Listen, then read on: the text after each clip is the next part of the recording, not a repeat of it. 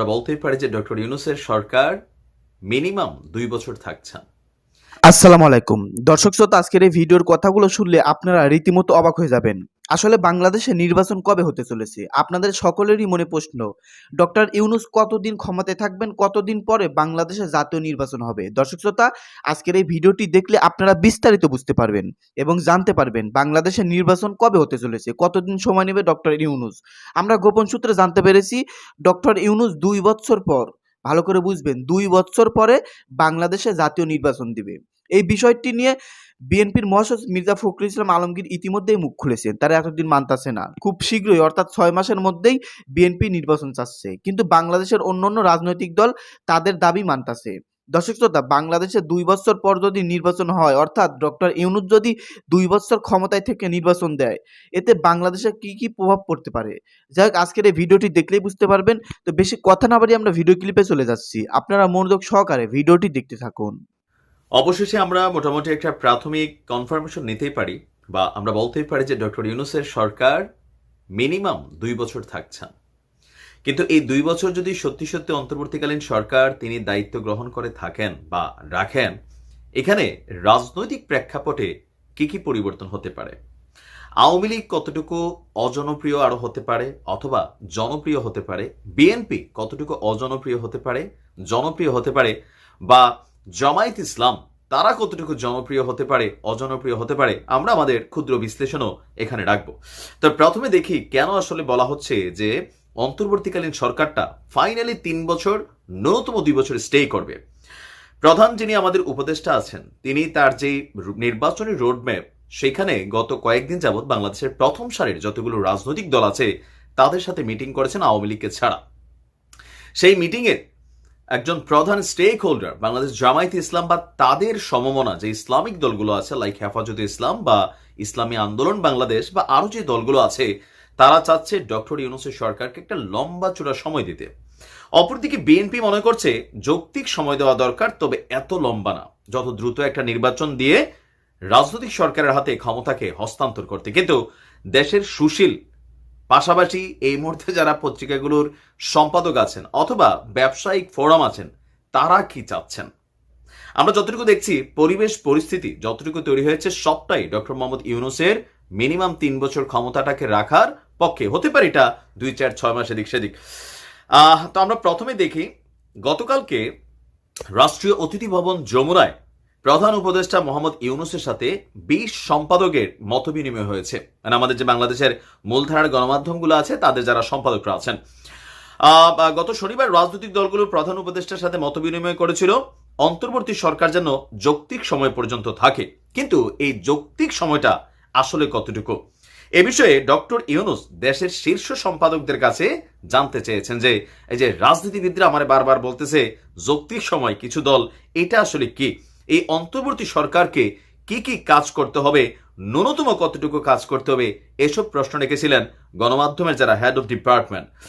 সম্পাদকদের মতামত তুলে ধরে বলা হয়েছে যে বিভিন্ন রকমের কথা এসেছে। সর্বনিম্ন যে সময়টা এসেছে এটা হচ্ছে 2 বছর। অনেকে আবার 3 বছরের কথাও আপনারা বলেছেন।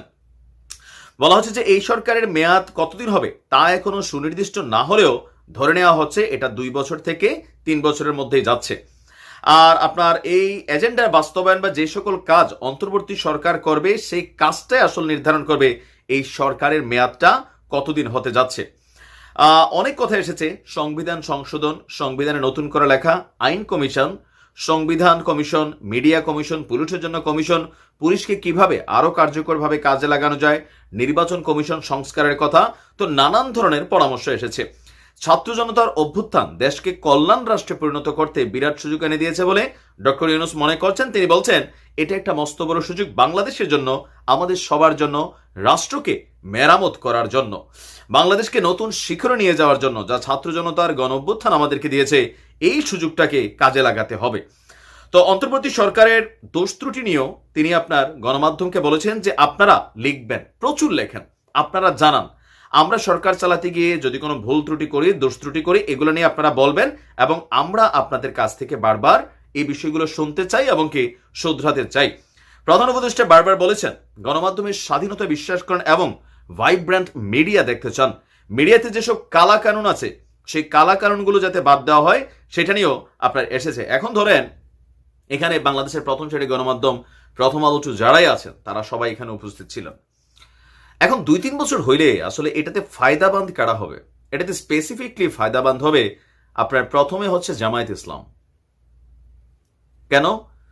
জামাত ইসলামের একটা পজিটিভ চরিত্র আছে, আমি সবসময় এই কথাটা বলি, যেটা পজিটিভ সেটা বলতে হবে। সাধারণ মানুষ বিরক্ত হয়, সাধারণ মানুষ কোন একটা রাজনৈতিক দলের প্রতি মেজাজ গরম হয়, যে অ্যাক্টিভিটিসগুলো আমাদের প্রধান হচ্ছে লোকাল এরিয়া। ধরেন একদম গ্রামের প্রত্যন্ত অঞ্চলে বসবাস করা একজন কৃষক, তার একজনের সাথে জমি নিয়ে বিরোধ আছে। এখন এই বিরোধটা বেসিক্যালি আমাদের বাংলাদেশের প্রেক্ষাপটে এটাতে করা হয় কি, স্থানীয় যে লোকাল পলিটিশিয়ান আছে, ওই যে ফাও খাওয়া পলিটিশিয়ান, তারা এলাকার কিছু সান্ডা পান্ডা নিয়ে আপনার একটা মেল বিচার তৈরি করে, যেই বেটা অরিজিনালি জমির মালিক তার বিরুদ্ধে একটা প্রভাব তৈরি করে, অথবা এলাকার মধ্যে একটা অন্যায় হয়েছে, একটা জুলুম হয়েছে, সেই জুলুমটার বিপরীতে ফাও খাওয়া গোষ্ঠীগুলা একত্রিত হয়ে সেই লোকটাকে নির্যাতিত করে। এটা গত 53 বছরের একটা চিত্র আসছে। আর এই দৃশ্যগুলোতে বেশিরভাগ ভূমিকা রাখছে বাংলাদেশ আওয়ামী লীগ, বাংলাদেশ বিএনপি। জামায়াত এই জায়গাতে ক্লিয়ার। একজন রিক্সাওয়ালা থেকে শুরু করে অটোওয়ালা, একজন সিএনজি ড্রাইভার, একজন ট্রাক ড্রাইভার, এই যে একটা বিশাল শ্রেণী, অথবা গ্রামের বাজারে আপনি ক্ষেত থেকে কিছু ফসল তুলাই না বাজারে বিক্রি করবেন, এই যে ইজারা, কথিত ইজারা, জিবি, এগুলোর প্রতিনিয়ত শিকার হচ্ছে সাধারণ মানুষ। নেপথ্যে কারা? বিএনপি যখন ক্ষমতায় থাকে বিএনপির সন্ডা পান্ডারা, আওয়ামী লীগ যখন ক্ষমতায় থাকে আওয়ামী লীগের সন্ডা পান্ডারা। এদিকেও আপনি দেখেন জামাত ক্লিয়ার। তো এরকম একদম পিপল টু পিপল যে ইস্যুগুলো রাজনৈতিক সরকারগুলোর সাথে কানেক্টেড, সেখানে জামাত ইসলাম অনেকটা পজিটিভ ভাইব্রেশনে আছে।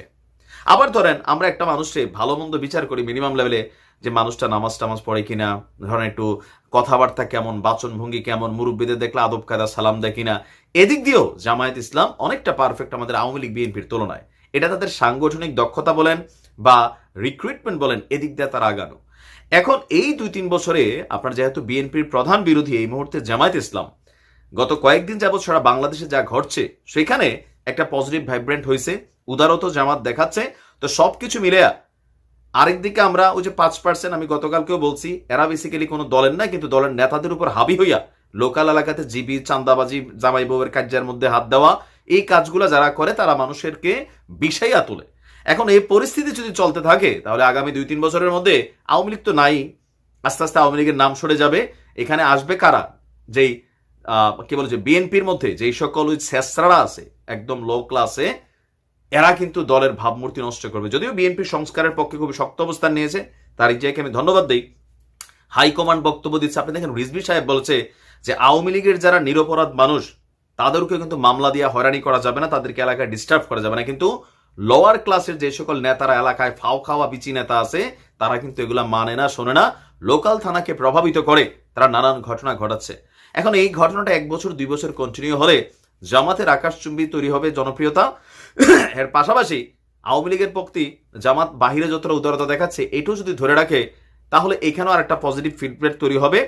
ফাইনালি 2-2.5 বছর 3 বছর ডক্টর ইউনূস সাহেবের সরকার স্টে করলে দিন শেষে নির্বাচনের প্রভাব, ফলাফল বদলে যেতে পারে। আর এটা যদি বদলানো রুখতে হয় তাহলে বিএনপিকে এতটা ভালো হতে হবে। কতটা ভালো? এলাকার ভিতরে ওই যে আমার এলাকায় তো আমি বলি 2-4টা আছে ফাও খাওয়া, পুরো বাজার আওলাই ফেলতেছে। তো এরকম ফাও খাওয়া লোকগুলারে কন্ট্রোল করতে হবে, যেটা কন্ট্রোল করতে আপনি না পারলে এটা বিএনপির জন্য বুমেরাং হবে। চোর, বদমাইশ, ডাকাত এদেরকে বাদ দিয়ে পরিচ্ছন্ন যারা রাজনীতি করে বিএনপির যারা নেতারা আছেন তাদেরকে নিয়ে আপনি এলাকাতে রাজনীতি গোছাতে হবে। কারণ যুগটা বদলাই গেছে, আওয়ামী লীগের পতন হয়েছে এই জায়গায়, এগুলো সাধারণ নির্বাচন না, মানুষ এগুলাকে ফোকাস করে। আর ডক্টর ইউনূসের সরকার আপনি ধরে রাখে নিশ্চিত আগামী 3 বছর থাকছে।